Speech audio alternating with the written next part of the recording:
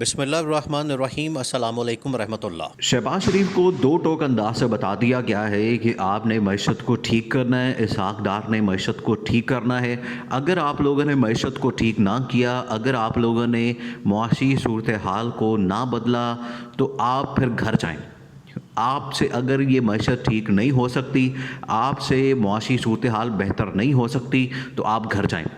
آپ نے جو تباہی پھیری، دیکھیں یہ اصل میں معاملہ سامنے آیا ہے این ایس سی کی جو میٹنگ ہوئی نیشنل سیکیورٹی کمیٹی کی، اس کے بعد یہ صورتحال سامنے آئی۔ اور ملکی صورتحال آپ دیکھیں کہ معاشی صورتحال انہوں نے تباہ کر دی ہے، اور اس کے اندر جو اعداد و شمار رکھے گئے، اس کے اندر جو سارا ریکارڈ سامنے رکھا گیا، اس سے پتہ چلا کہ کس قدر تباہی کی ہے، کس قدر انہوں نے بربادی کی ہے ملک کی اور معاشی صورتحال کی۔ دیکھیں یہی انتقام لیا جا رہا ہے ان سے، کیونکہ یہ آئے تو ٹھیک کرنے تھے، آیا تو ان کو یہ لانے کا مقصد تو یہی تھا کہ یہ آ کے ملک کو ٹھیک کریں گے، اور انہوں نے اپنے آپ کو بڑے تجربہ کار اور بڑا انہوں نے اپنے آپ کو تیس مار خان ثابت کر کے حکومت تو لے لی، لیکن یہی انتقام ہے قدرت کا کہ ان سے کچھ بھی ٹھیک نہیں ہوا، کچھ بھی ٹھیک نہیں ہوا۔ یہ ساری 15 سے 16 جماعتیں مل کے بھی حکومت چلاتی رہیں، ملک چلاتی رہیں، لیکن الٹا انہوں نے بہتر کرنے کی ملک کا بیڑا گرک کر دیا۔ اب اسٹیبلشمنٹ نے یہ فیصلہ کر لیا ہے اور ان کو یہ اپنا فیصلہ سنا دیا ہے کہ آپ ملک کی اکانومی کو ٹھیک کریں، ملک کی معیشت کو ٹھیک کریں، ورنہ آپ گھر جائیں، استعفیٰ دیں، اسمبلیاں ڈیزالو کریں، اور آپ ملکی حالات کو مزید خراب نہ کریں۔ یہ کیٹیگوریکلی بتا دیا گیا۔ دیکھیں اب اس دوران شیخ رشید نے بڑی اہم ترین باتیں کی ہیں۔ شیخ رشید نے جو آج پریس کانفرنس کے اندر شیخ رشید نے، دیکھیں شیخ رشید کے پاس ساری اندر کی انفارمیشن وہ بتاتی ہے۔ اب جو حالات اتنے بگڑتے جا رہے ہیں، حالات اتنے خطرناک ہوتے جا رہے ہیں، اس میں شیخ رشید نے بتا دیا ہے کہ یہ مہینہ اب آخری مہینہ ہے اس حکومت کے لیے، کیونکہ آئی ایم ایف کے ساتھ ڈیل ہونی نہیں، امریکہ جو اس ٹائم ڈیمانڈ کر رہا ہے وہ پوری نہیں کی جا سکتی، کیونکہ امریکہ یہ ڈیمانڈ کر رہا ہے کہ آپ کو ہم قرضہ دے دیتے ہیں، ہم آپ کو آئی ایم ایف کے ساتھ ڈیل کروا دیتے ہیں، آپ کی ڈیل کروا دیتے ہیں، لیکن ضروری یہ ہے کہ آپ پھر افغانستان کے اوپر حملہ کریں، طالبان کے خلاف آپریشن کریں، ہمیں پاکستان کے اندر فوجی اڈے دیں، اور یہ شرطیں ہیں، پاکستان کے اندر مہنگائی، پاکستان کے اندر بجلی پیٹرول کی قیمتیں بڑھائیں، اس کے بعد آپ کو ہم آئی ایم ایف کی ڈیل کروا دیتے ہیں۔ یہ اب ممکن نہیں۔ تو اب ایسی صورتحال میں حکومت پھنس گئی ہے کہ آگے جاتے ہیں تو بھی کھائی ہے، پیچھے جاتے ہیں تو بھی کھائی ہے۔ یہ صورتحال اتنی خطرناک ہو گئی ہے جس کی وجہ سے اسٹیبلشمنٹ نے ان کو بڑا واضح طور پر بتا دیا ہے کہ آپ ملک کی معیشت کو ٹھیک کریں، یہ آپ کے پاس آخری موقع ہے، آپ کے پاس آخری چانس ہے۔ اگر آپ نے ملک کی معیشت کو بہتر نہ کیا تو پھر آپ کو گھر بھیج دیا جائے گا، پھر آپ کی حکومت کو ختم کر دیا جائے گا، پھر اتحادیوں کو ادھر ادھر کر دیا جائے گا اور حکومت کا خاتمہ ہو جانا ہے۔ اور یہ بڑا کیٹیگوریکلی بتا دیا گیا ہے، اس حکومت کو اسٹیبلشمنٹ نے بتا دیا ہے کہ آپ سے حکومت اگر نہیں چل رہی، آپ سے اگر معاشی صورتحال بہتر، دیکھیں یہ جو اس ٹائم حکومت بیٹھی ہوئی ہے، یہ صرف اس مقصد کے لیے آئے تھے کہ اپنے لیے ایک ڈیل حاصل کر لیں، این آر او کر لیں اور کیسز معاف کر لیں، یہ تو انہوں نے کر لیا۔ اب جو اسٹیبلشمنٹ کے سامنے، جنرل عاصم منیر کے سامنے جو اعداد و شمار رکھے گئے ہیں وہ بڑے خوفناک ہیں، وہ بڑے بھیانک ہیں۔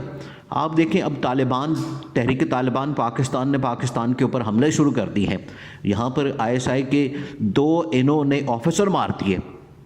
اور اس کی انہوں نے ذمہ داری قبول کر لی ہے، رسپانسبلٹی لے لی ہے۔ دوسرا یہ کہ بنوں کے اندر آ کے انہوں نے چڑھائی کر دی، اور پاک افغان بارڈر کے اوپر سچویشن بڑی خراب ہو گئی ہے، وہاں پر انہوں نے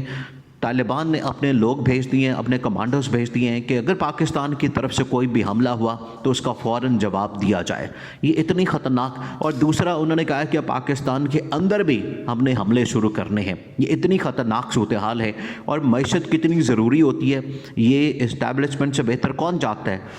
اسٹیبلشمنٹ فوج یہ جانتی ہے کہ ہم نے ہتھیار بھی خریدنے ہیں، ہمیں آپریشن کرنے کے لیے بھی پیسہ چاہیے، ہمیں ہر چیز کے لیے پیسہ چاہیے، کیونکہ آگے سارے معاملات پیسے سے چلتے ہیں۔ تو پیسہ نہیں ہوگا، ملک کی معاشی صورتحال اتنی برباد ہوگی، خراب ہوگی، تو اسٹیبلشمنٹ یا فوج کس طرح سے اپنے آپ کو آپریٹ کرے گی، کس طرح سے وہ فنکشن کرے گی، کس طرح سے وہ آپریشن کرے گی، کس طرح سے ان دہشت گردوں کے خلاف لڑے گی، کس طرح سے ان کا مقابلہ کرے گی؟ بڑا مشکل ہو جانا ہے۔ انہوں نے جس صورتحال میں ملک کو کھڑا کر دیا، یہ اب ان سے سنبھل نہیں رہا، اور ان کا احتساب کرنے والا ہے کوئی نہیں۔ تو ان کو کہہ دیا کیا ہے، اب ان کو وارننگ دے دی ہے کہ آپ معیشت ٹھیک کریں ورنہ گھر جائیں، کیونکہ آپ سے یہ ملک نہیں چلنے والا، آپ سے یہ حکومت نہیں چلنے والی، آپ سے معیشت نہیں ٹھیک ہونے والی۔ اسحاق ڈار کو تو اسی مقصد کے لیے لایا گیا تھا، مفتاح اسماعیل کو فارغ کر دیا، مفتاح اسماعیل کو پہلے لے کر آئے، اس کے اوپر بھی عمران خان نے بتا دیا کہ مفتاح اسماعیل کو کون لے کر آیا تھا۔ آخرکار عمران خان وہ ساری باتیں بتا رہا ہے، عمران خان ایک ایک کر کے وہ سارے راز بتا رہا ہے، انکشافات کر رہا ہے۔ عمران خان نے کہا کہ مفتاح اسماعیل کو لانے والا جنرل باجوہ تھا۔ جنرل باجوہ اصل میں عمران خان نے کہا کہ مفتاح اسماعیل کو لایا تھا، اور مفتاح اسماعیل کو بڑے اچھے تعلقات ہیں دونوں کے، مفتاح اسماعیل اور جنرل باجوہ کے، اس وجہ سے مفتاح اسماعیل کو لایا گیا۔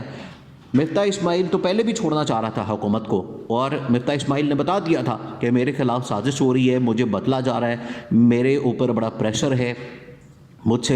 سے کام نہیں ہو رہا، اور یہ جو مہنگائی ہے اگر میں کر دیتا ہوں تو ملک کہاں چلا جائے گا، ملک کی صورتحال کیا ہو جائے گی، یہ مفتاح اسماعیل نے بھی بتا دیا تھا۔ لیکن مفتاح اسماعیل نے پھر آخرکار یہ فیصلے کیے، اب وہ ذمہ دار ہیں۔